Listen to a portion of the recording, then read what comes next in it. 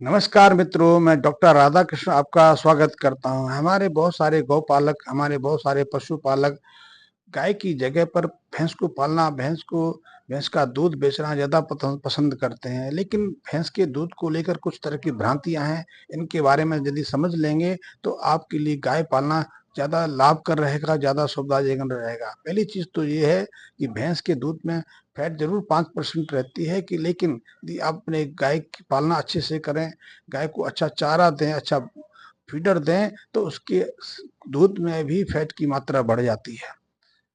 गाय के दूध में भी 5, साढ़े 5, 6% तक फैट की मात्रा बढ़ जाती है। दूध की मात्रा में वृद्धि होती है। और और यदि भैंस और गाय में एक तुलनात्मक अध्ययन देखा जाए, हम समझते हैं कि भैंस ज्यादा दूध देती है, भैंस के अंदर कुछ ज्यादा विशेषताएं रहती हैं, तो ऐसी बात बिल्कुल नहीं है। भैंस भी गर्मियों में अपना दूध सुखा लेती है। भैंस को चारा पानी के जो जो आप देते हैं उस पर खर्चा ज्यादा होता है, उसकी तुलना में गाय को तो आधे चारे से, आधे खर्चे से आप पाल सकते हैं, और उसके दूध में किसी तरह की कोई गिरावट नहीं आती।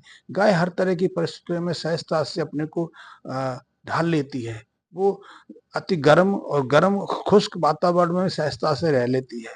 वो कम हरे चारे में भी गुजारा कर लेती है, वो स्वस्थ रहती है, बीमारियों से मुक्त रहती है।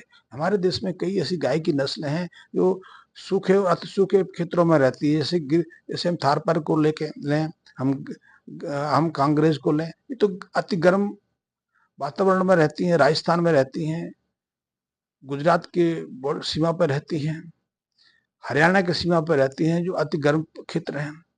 भैंस को ऐसे स्थान पर रखने से आपको कई तरह के नुकसान उठाते हैं। निश्चित रूप से गर्मियों में तो भैंस का दूध आधा रह जाता है।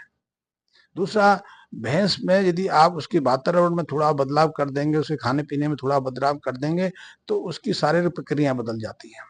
उसको कई तरह का चारा हजम नहीं होता, पचता नहीं, उसको पतले दस्त लग जाते हैं। लेकिन उसकी तुलना में गाय को आप उसके चारे में कई तरह की विविधता ला के भी स्वस्थ रख सकते हैं।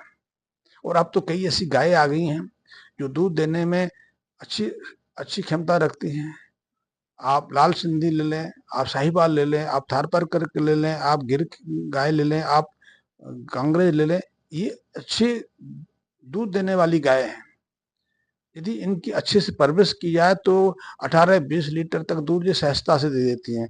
भैंस का एवरेज भी हम 300-305 दिन के आसपास से लेते हैं। तो गाय का भी यदि 300-305 के दिन के एवरेज से लेंगे तो तुलनात्मक दृष्टि से कम खर्चे में इनका जो दूध देने की जो क्षमता है वो भैंस की तुलना में ज्यादा रहती है।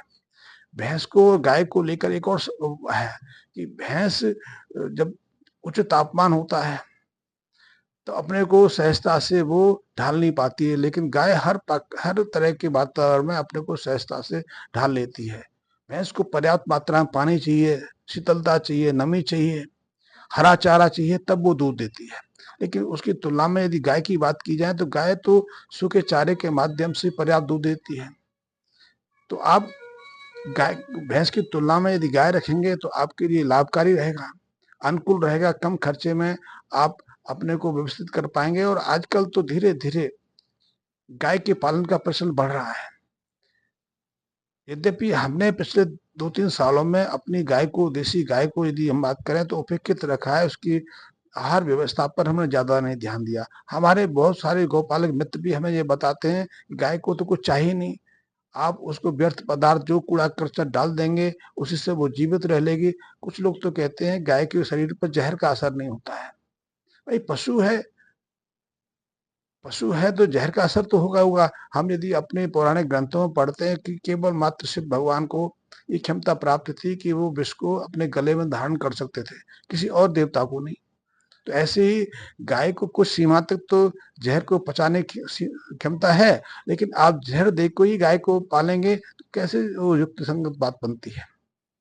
तो गाय को भी अपने आहार व्यवस्था के लिए हर चीज की आवश्यकता रहती है, और हमने गाय को उपेक्षित कर दिया, उसको सही आहार नहीं दिया, इसलिए कुपोषित होते चली गई, इसीलिए उसके शारीरिक विकास में गिरावट होती चली गई। आज हमारी गाय का वजन 300 किलो के आसपास है, जबकि उसकी तुलना में जो विदेशी गाय हैं या जो मिक्स गाय हैं उनके शारीरिक वजन में 500-600 किलो के आसपास तो सामान्य वजन रहता है, 1000 किलो तक का वजन है। विदेशी गाय के जो बुल हैं, सांड हैं, वो तो 1200 केजी तक के होते हैं। उनकी तुलना में हमारे देसी गाय के बुल तो बच्चे नजर आते हैं। और ऐसे में फिर हम कैसे अपेक्षा कर सकते हैं कि हमारे जो देसी गाय, हमारे देसी जो नंदी हैं, उनकी तुलना कर सकें। आज गौ पालन एक बड़ा व्यवसाय है। पश्चिम के कई देश अपनी समृद्धता के पीछे गौपालन को महत्व देते हैं। हम पशुपालन को छोड़ते जा रहे हैं, उपेक्षित समझ रहे हैं। ये सारे हमारी भूल है। आने वाले समय में हमें इसके लिए पश्चाताप करना पड़ेगा। लेकिन यदि अभी भी कुछ लोग पशुपालन में, गौपालन में रुचि रखते हैं, तो निश्चित रूप से उन्हें गौपालन की तरफ